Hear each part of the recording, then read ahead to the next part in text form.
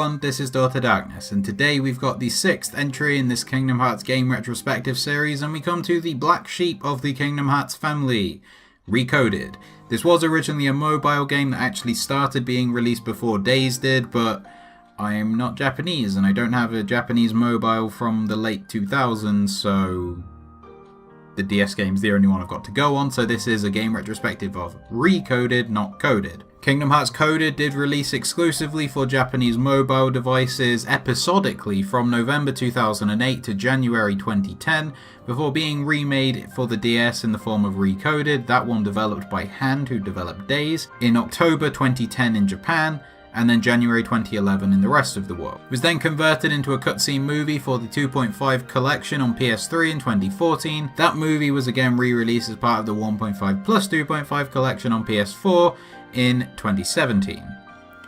And the idea of a Kingdom Hearts spin-off on mobile platforms had been floated by Tetsuya Nomura before, and after Kingdom Hearts 2 with the main development team making Versus 13, it was something that he kind of wanted to do. And there's a myth that Nomura was drunk when he came up with the idea. This isn't entirely true. He did pitch the idea to Hajime Tabata, who co-directed this game, obviously more known now for directing Final Fantasy XV, but he had drunk alcohol before pitching the game to him, but he'd already had the idea before, and I think drunk is a bit of a push. Apparently Tabata actually thought it was a terrible idea to start, but as Nomura talked to him about it, he kind of convinced him. But the game was announced at TGS 2007 alongside Days and Birth by Sleep, and it released then over the next 3 years.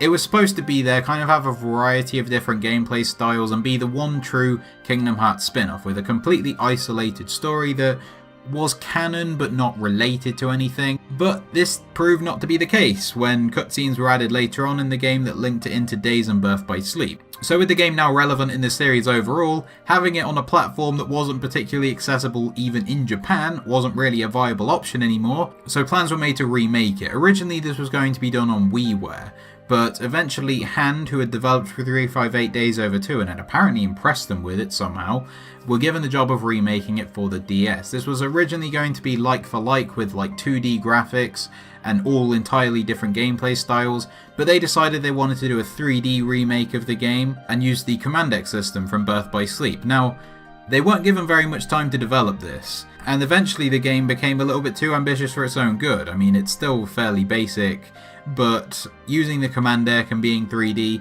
required a bit more time than expected, so eventually developers from the Osaka team had to come on and help out finish off Recoded while they were trying to develop Dream Drop Distance, which was going to release like the next year. But this version of the game played differently and it had a few extra cutscenes, including one that set up Dream Drop Distance.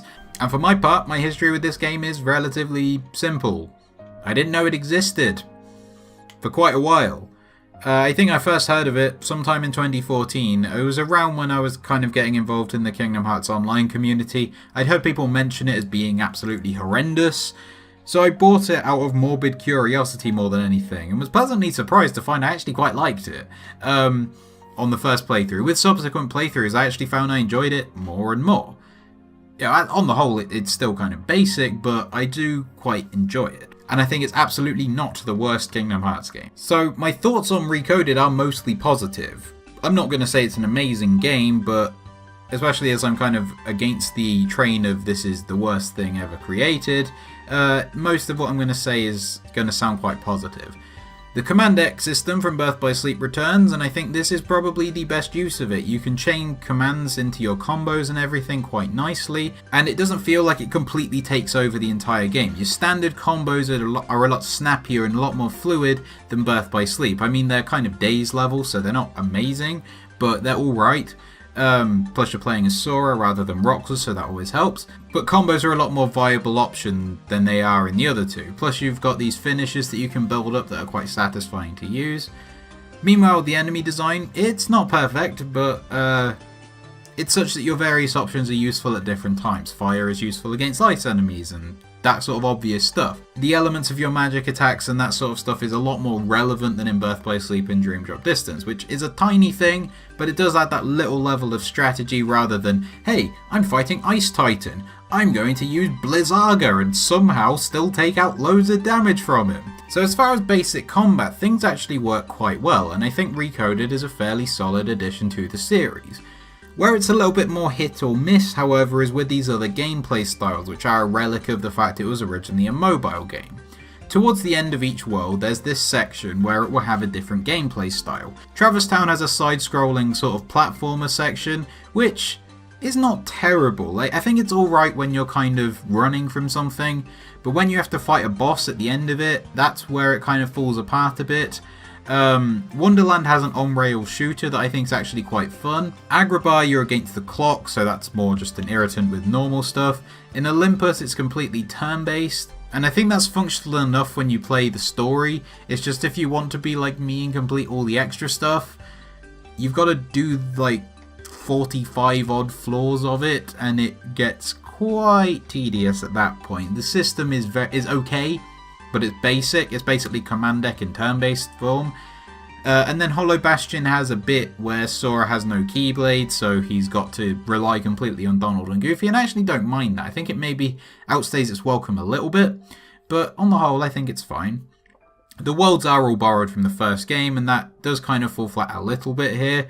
They're functional enough though, and I think like the platforming and that kind of stuff is integrated into the game through the blocks, where you've actually kind of got to explore somewhat. Like there's these sections where you've got to find like a bug area that is causing problems in the world. It's fun. And I would say that from a technical standpoint, this is the most well-designed handheld game. Better than Birth by Sleep, better than Dream Drop Distance, better than Days, and better than Chain of Memories. However, where it does fall apart a bit is that it's not very ambitious. And I mean, it was never supposed to be. It's like a borderline spin-off on the DS. But it's one of those things where I'm more impressed by Birth by Sleep and Dream Drop Distance shooting for Mars and hitting the moon than I am with Recoded shooting for Earth's orbit and hitting Earth's orbit. And that's just kind of it. It's an okay game. It's well designed, it just doesn't really do anything that kind of makes you go, oh wow, that was great. But it's a fun time. And as far as the story goes, again, that's the thing where it seems to be talked about as a dreadful, and I think it's fine. It's not going to win any awards or anything, but I think it does the job. It's a functional story. It made me feel somewhat emotional. I cared about pieces of data. Admittedly, they do look exactly like Sora and Riku, so that probably helps. But it's also got some great moments, like when Maleficent just breaks Sora's Keyblade. That's great. And Maleficent, incidentally, is at her best in this game that she's been in since Kingdom Hearts 1, which is crazy. But on the whole, yeah, I think it's okay. It's not a great story, but it's not a terrible one. So, Recoded is a game of limited significance in the overall story. It's got some connections coming now that appear to be there with the Datascape and all that kind of stuff, but it doesn't really have much of a legacy to speak of apart from those threads of the story. It's a solid and well-designed game that's okay. So that's Kingdom Hearts Recoded. What do you think of it? Please leave your thoughts in the comment section below the video. And while you're down there, please like this video if you did. And if you liked it, then check out my other videos and subscribe to this channel. And as always, thank you for watching.